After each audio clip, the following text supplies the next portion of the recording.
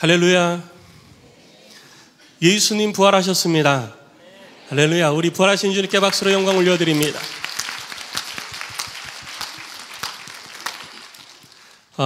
온 세대가 함께 자리에 앉아서 예배하는 모습이 참으로 아름답습니다. 할머니와 할아버지 그리고 손자들이, 손녀들이 그 품에 앉아서 예배드리고 또 아이들이 부모님들과 함께 친구들과 함께 예배하는 그 모습이 정말로 아름답습니다. 오늘 부활주일을 맞이해서 우리 잠시 말씀을 나누고자 합니다. 예수님 부활했다라고 우리는 선포합니다. 근데 많은 사람들은 예수님이 부활했다라는 말을 믿지 않습니다. 우리가 아무리 얘기를 해도 믿지 않습니다. 어쩌면 오늘 이 자리 가운데에도 예수님의 부활을 믿지 않으시는 분들이 계실지도 모르겠어요. 예수님의 부활을 믿지 않는 이유 중에 하나는 뭐냐면 예수님이 진짜 죽은 것이 맞느냐라는 것입니다.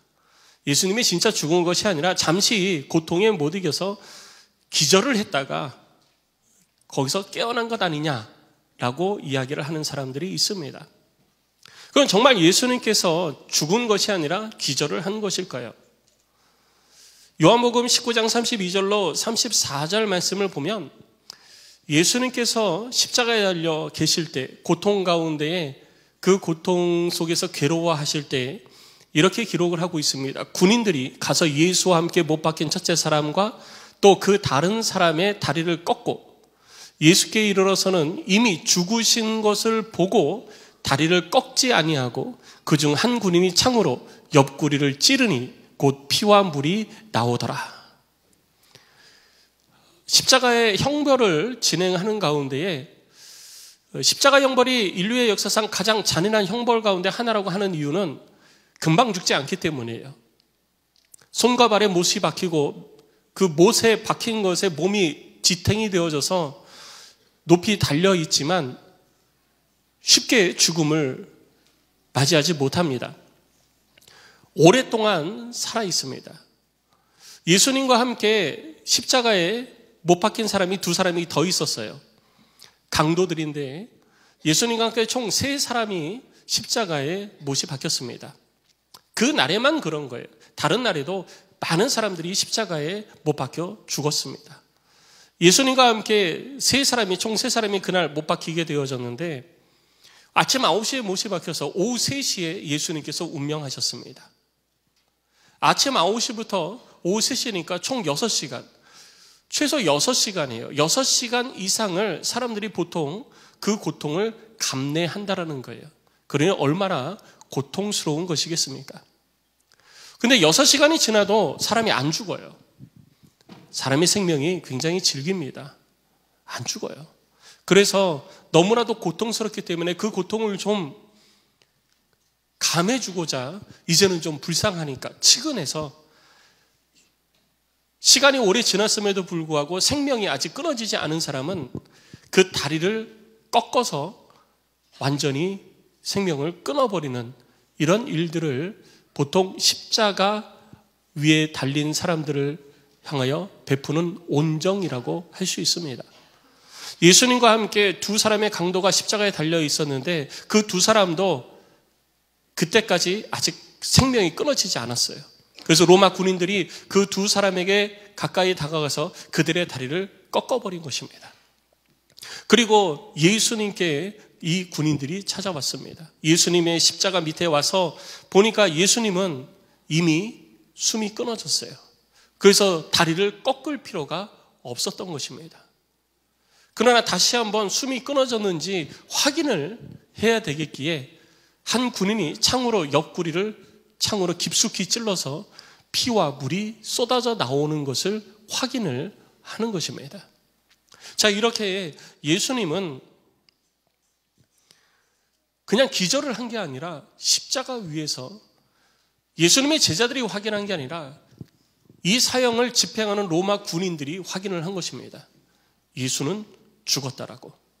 그리고 마가복음 15장 44절로 45절 말씀을 보면 빌라도는 예수께서 벌써 죽었을까 하고 이상히 여겨 백부장을 불러 죽은 지가 오래냐라고 빌라도가 묻습니다. 그리고 나서 백부장을 통해 가지고 예수가 완전히 죽었는지를 확인을 하고 나서 요셉에게 그 시체를 내줍니다. 이 요셉은 아리마대 요셉으로 예수님의 제자이지만 성경을 보면 자기가 예수님의 제자라는 것이 드러나면 유대인들로부터 핍박을 받을까 두려워서 예수님의 제자라고 밝히지 않은 사람 중에 한 사람이에요. 그런데 이 사람이 예수의 시체를 요청을 하죠. 내가 장사하겠습니다. 내 무덤이 있는데 내 무덤에 예수님을 장사하겠습니다. 그러니 나에게 예수님의 시체를 주십시오라고 요청을 했는데 그때 이 빌라도가 예수가 진짜 죽었냐? 가서 확인해봐라. 그리고 죽었는지 확인을 하고 그 시체를 내주었다라는 것입니다. 바로 이렇게 예수님의 죽음은 그냥 우리가 예수님이 그냥 너무 힘들어서 너무 괴로워서 잠시 기절한 것이다 라고 하기에는 너무나도 확실한 증거들이 있다라는 것이죠. 그래서 예수님의 죽음은 누구도 부인할 수 없는 일인 것입니다. 이 예수님께서 죽음 이후에 그 시체가 아리마대 요셉의 무덤에 장사되어졌습니다. 그런데 아직 많은 사람들이 예수님께서 부활하신다라는 이야기를 들어서 알고 있기 때문에 빌라도는 로마 군인들을 보내서 그 무덤을 지키게 했습니다. 마태복음 27장 65절로 66절 말씀을 보면 빌라도가 이르되 너희에게 경비병이 있으니 가서 힘대로 굳게 지키라 하거늘 그들이 경비병과 함께 가서 돌을 인봉하고 무덤을 굳게 지키니라 라고 기록하고 있습니다.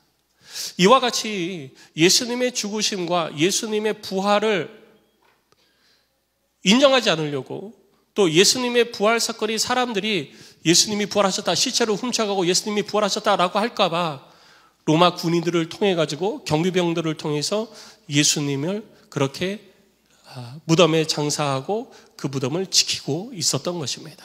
그러나 성도 여러분, 우리 주님은 그 가운데에서 부활하셨습니다. 이 부활의 주님이 우리들 가운데 부활의 첫 열매가 되신 것입니다. 이렇게 굳게 지키고 있는 그 무덤에 막달라 마리아와 야고보의 모친 마리아가 무덤을 찾아갑니다. 무덤을 찾아갔더니 무덤문이 이미 열려 있었고 예수의 시신은 없었습니다. 로마 군인이 그렇게 밤이 새도록 칼을 들고 창을 들고 무덤을 굳게 지키고 있었습니다. 어느 누구도 쉽게 근접하지 못하는 그런 상황이었던 것입니다. 그런데 하나님께서 예수 그리스도를 살리셨습니다. 그리고 우리 주님이 부활하셨습니다. 이 놀라운 사건에 대해서 성경은 이 무덤이 이미 비어 있었다라고 표현을 하고 있습니다. 예수님의 제자들도 무덤을 찾아가서 확인을 했지만 그 무덤 안에는 아무것도 없었습니다. 예수의 시신이 없었습니다. 그리고 예수님의 제자와 예수님의 가까운 사람들, 늘 예수님과 함께하고 예수님 곁에 있었던 사람들만 예수님의 부활을 이렇게 인정했는가? 그러지 않습니다. 마태복음 28장 11절로 15절 말씀을 보면 예수님을 죽이기 위해서 온갖 노력을 다했던, 그리고 예수님께 모함을 하고 누명을 씌웠던 사람들이 있습니다. 그 사람들이 누구냐면 바로 유대 종교 지도자들이에요. 바리새인들, 대제사장들, 그리고 제사장들입니다.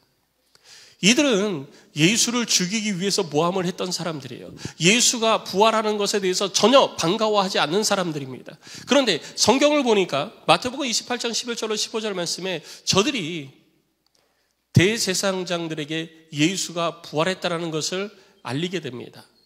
알리자 그들은 사람들을 불러서 13절 말씀에 이렇게 이야기를 하죠. 너희는 말하기를 그의 제자들이 밤에 와서 우리가 잘 때에 그를 도둑질하여 갔다라고 말해라. 그래서 더 이상 근심하지 않도록 너희들이 해야 된다라고 당부를 하게 되어집니다. 예수의 부활은 있을 수 없는 일이다, 결코 있어서는 안 되는 일이다 라고 했던 이 유대 종교 지도자들조차 예수의 부활을 인정할 수밖에 없었던 것입니다. 그리고 예수님의 부활 이후의 모습을 보면 고린도전서 15장 6절에서 나타나 있듯이 500여 사람들이 모여 있을 때 한 번에 다 보이셨어요. 그 이전에 예수님께서는 예수님의 제자들이 모여 있을 때 그 가운데 예수님이 나타나셔서 자 봐라 내가 부활했다라고 증명을 해 주셨습니다. 믿지 않는 도마에게 오셔가지고 네 손을 내 손의 못자국에 내 옆구리에 창자국에 넣어봐라. 그래서 내가 진짜 예수인지 십자가에 달려 죽었다가 살아난 예수인지 네가 직접 확인을 해봐라 라고까지 말씀을 하신 거예요. 그런데 예수님께서는 부활하신 모습으로 단순히 제자들에게만 나타난 것이 아니라 이 땅에 500여 명의 사람들이 모여있는 그 자리에 예수님께서 나타나신 거예요. 그래서 어느 누구도 예수님의 부활을 부정할 수 없게끔 우리 주님이 그들 가운데 자신이 부활하였음을 친히 증명해 주시고 증거해 주신 것입니다. 그리고 우리 주님이 자기를 믿는 자들에게 이렇게 말씀을 하셨습니다.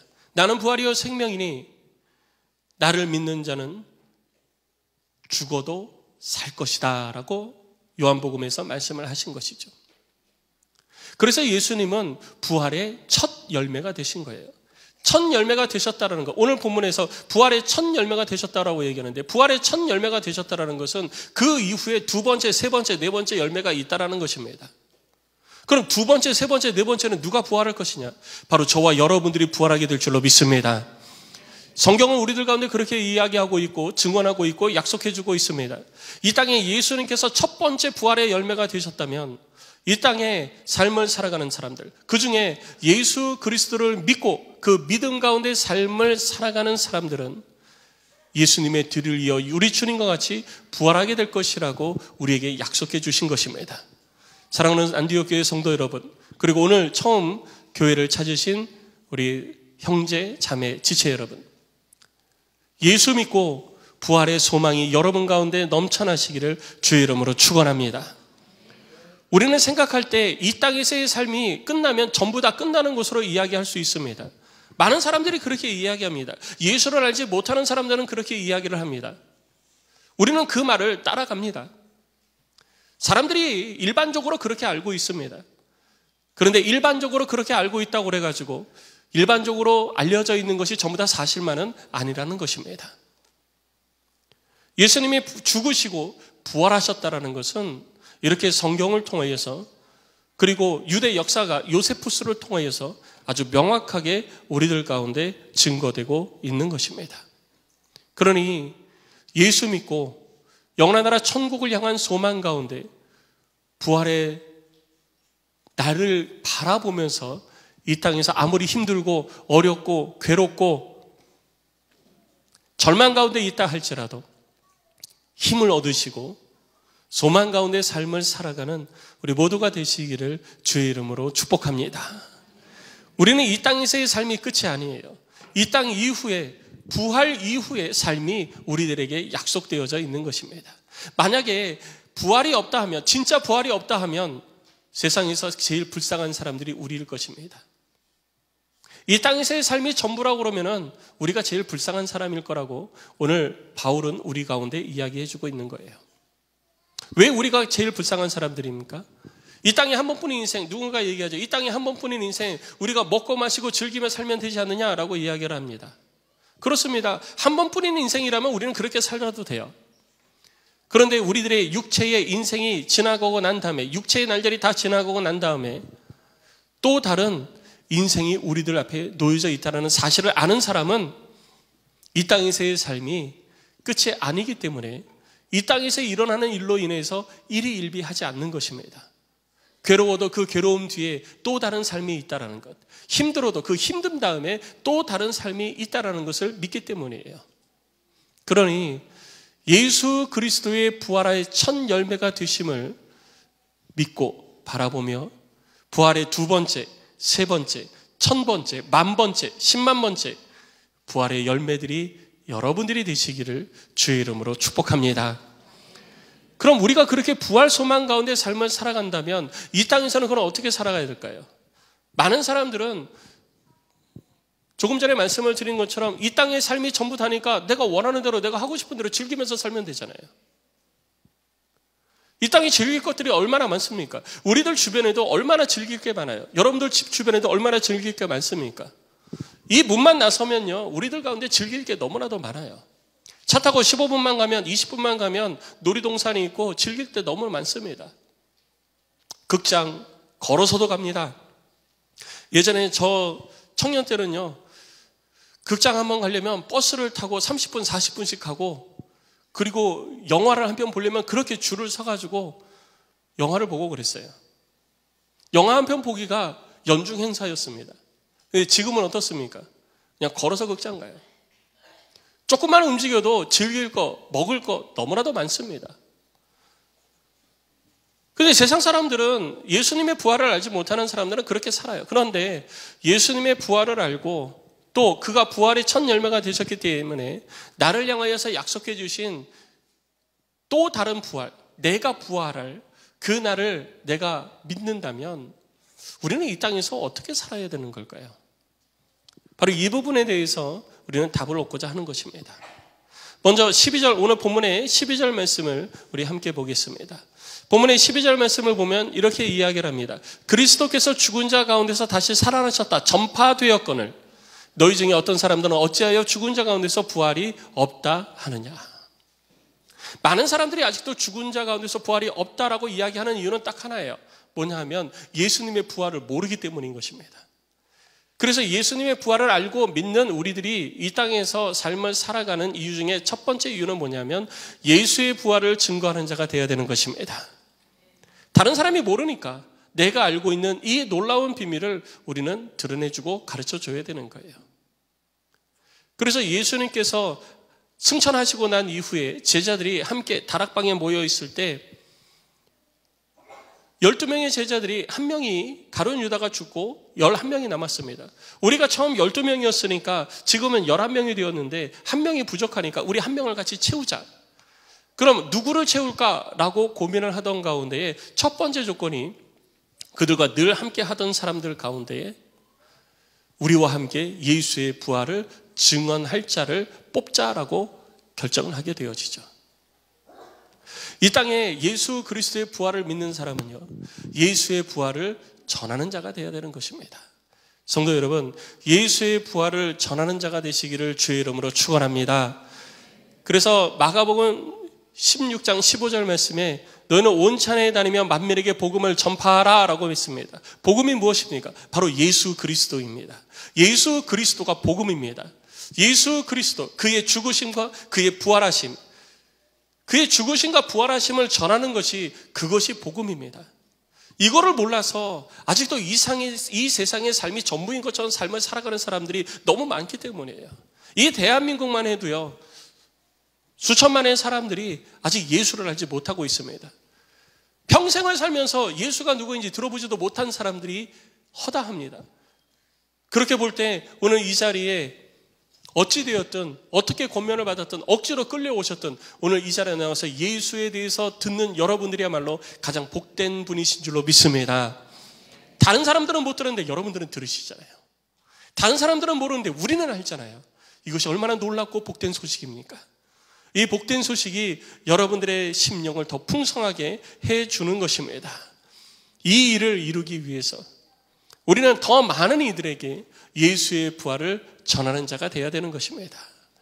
주님께서 우리들에게 명령하신 그 명령을 따라 예수 부활의 증인이 되시기를 주의 이름으로 축복합니다. 그리고 두 번째, 우리들이 기억해야 될 것은 오늘 본문의 17절 말씀에 나타나 있는 내용입니다.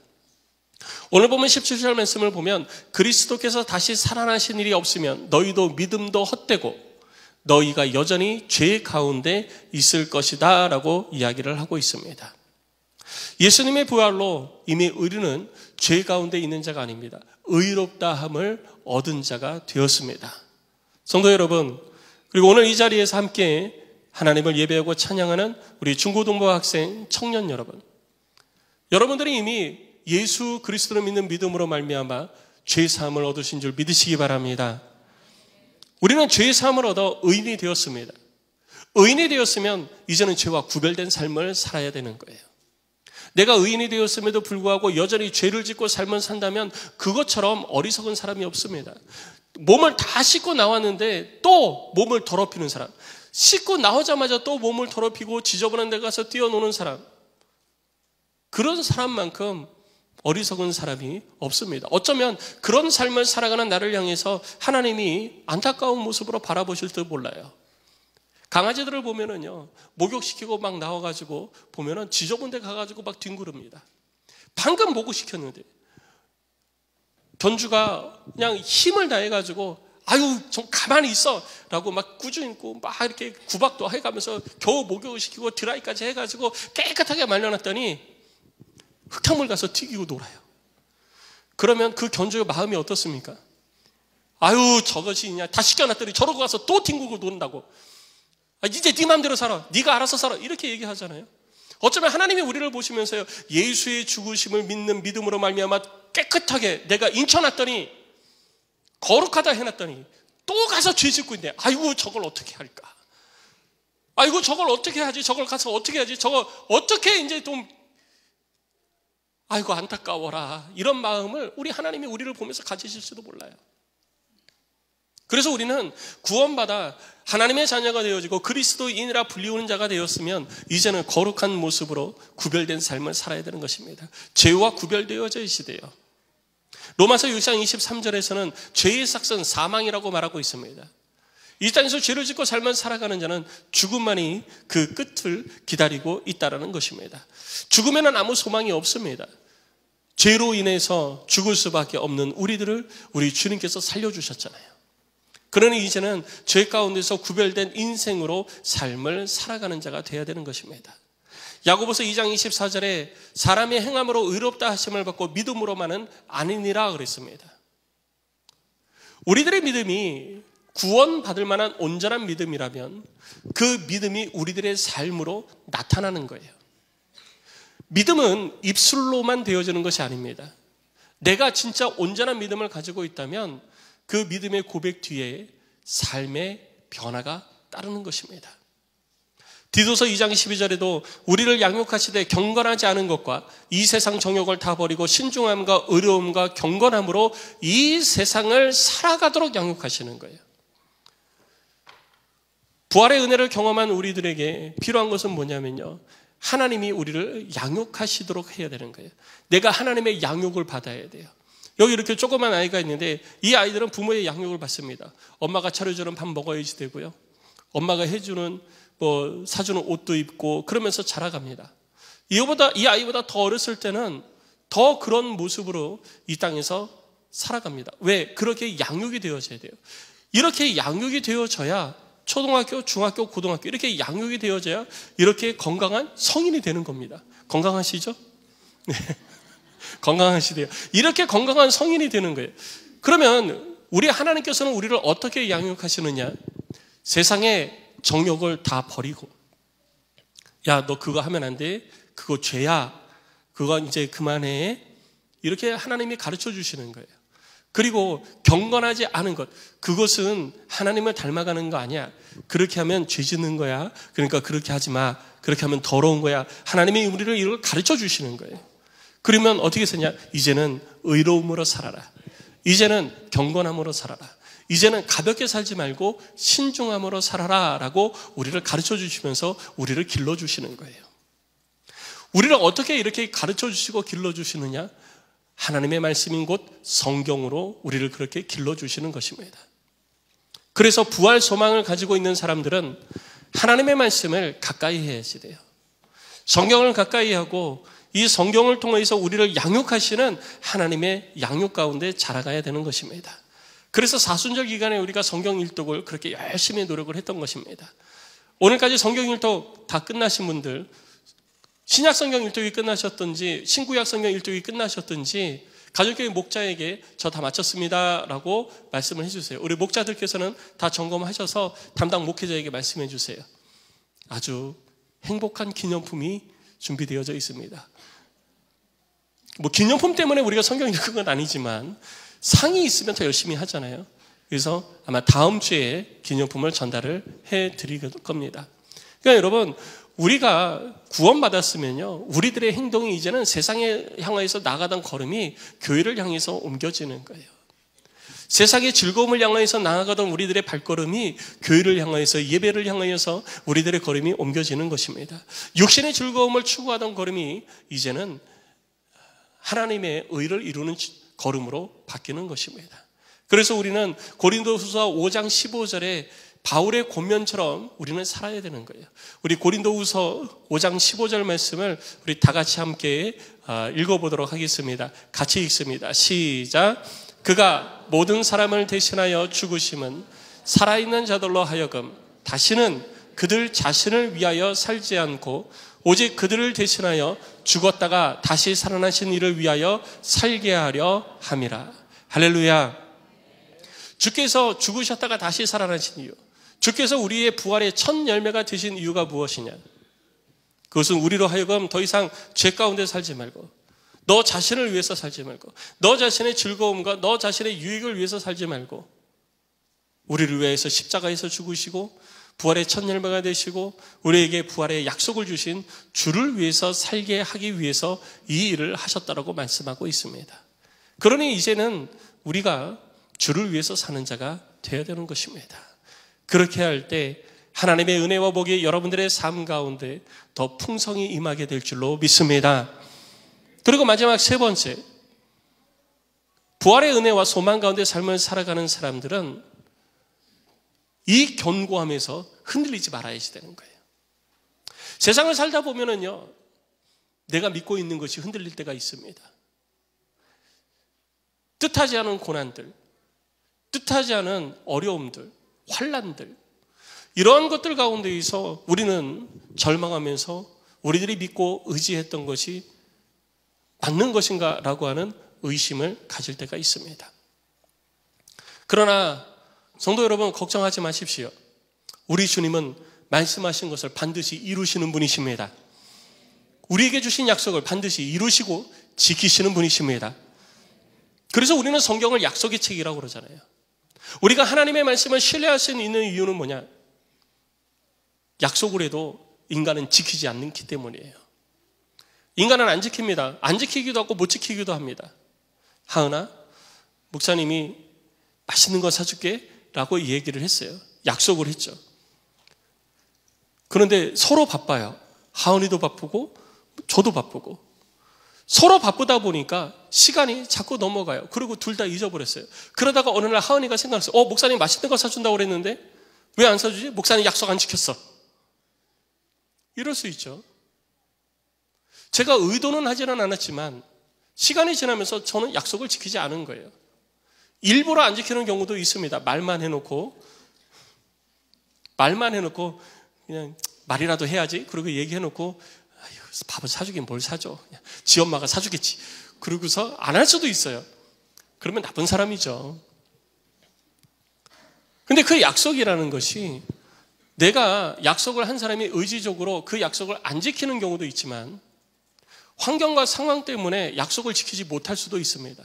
그런데 우리가 성경 속에서 우리 가운데 말씀하신 하나님의 말씀을 철저하게 믿고 의지할 수 있는 이유는 무엇이냐? 우리 하나님은 환경과 상황을 초월해서 우리들 가운데 말씀하신 그 모든 말씀을 반드시 이루시는 분이시기 때문입니다. 그래서 성경을 통해서 우리 가운데 선포되어진 하나님의 말씀을 우리가 믿을 수 있는 거예요. 상황이, 환경이 이래가지고 못 지킨다? 우리 하나님께는 그런 것이 있을 수가 없습니다. 어떠한 상황 가운데에도 무슨 일이 있어도 우리들 가운데 약속하신 것은 반드시 지켜주시는 것입니다. 그래서 요한복음 14장 1절로 3절 말씀을 보면 우리를 위해서 있을 곳을 우리 주님이 이미 예비해 두셨다라고 말하고 있는 거예요. 너희는 마음에 근심하지 말아라. 하나님을 믿으니 또 나를 믿으라. 내 아버지 집에 거할 것이 많도다. 그렇지 않으면 너희에게 일렀으리라. 내가 너희를 위하여 거처를 예비하러 가노니 가서 너희를 위하여 거처를 예비하면 내가 다시 와서 너희를 내게로 영접하여 나 있는 곳에 너희도 있게 하리라. 우리 주님이 우리에게 주신 약속인 것입니다. 이 땅에서의 인생이 끝나면 우리 주님이 나를 위해서 친히 예비하신 그곳, 다른 사람이 아니에요. 나를 위해서, 우리 주님이 나를 위해서 예비하신 그곳에서 우리는 영원한 삶을, 부활의 삶을 누리게 되는 것입니다. 환난 속에서도, 괴로움 속에서도, 인생의 어려움 속에서도 우리 주님의 약속을 기억하시기를 주의 이름으로 축복합니다. 그 속에서 우리 주님의 약속을 기억하려면 우리는 어떻게 해야 되느냐?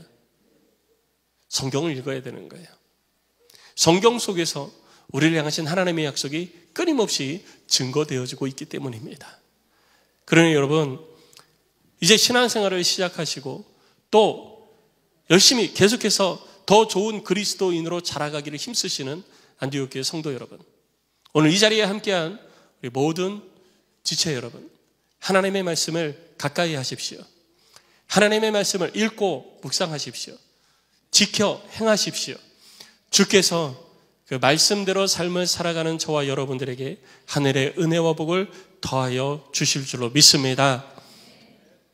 그래서 우리는 그런 행복한 공동체를 이루어 가야 돼요. 누구는 부활이 있다고 누구는 부활이 없다 하는 것이 아니라 부활이 있음을 믿는 우리 모두가 함께 예수 그리스도의 부활을 증언하는 증언자가 되어야 되는 것입니다. 오늘도 2024년 부활주의를 맞이해서 우리 가운데 말씀하시고 우리를 온전케 하시는 주님의 능력을 바라보시고 부활의 주님을 찬양하고 예배하는 우리 안디옥의 모든 성도들이 다 되어지시기를 주의 이름으로 축복합니다. 이제는 세상 바라보지 마시기 바랍니다. 세상에 나를 즐겁게 했던 것, 세상에서 나를 만족시켜 주었던 것, 그런 것들 바라보지 마시고 이제는 우리에게 부활의 소망과 약속을 주신 하나님의 말씀을 통해서 영원한 나라 천국을 바라보고 그 천국을 향하여서 걸음을 옮겨가는 우리 모두가 되어지시기를 주의 이름으로 축복합니다.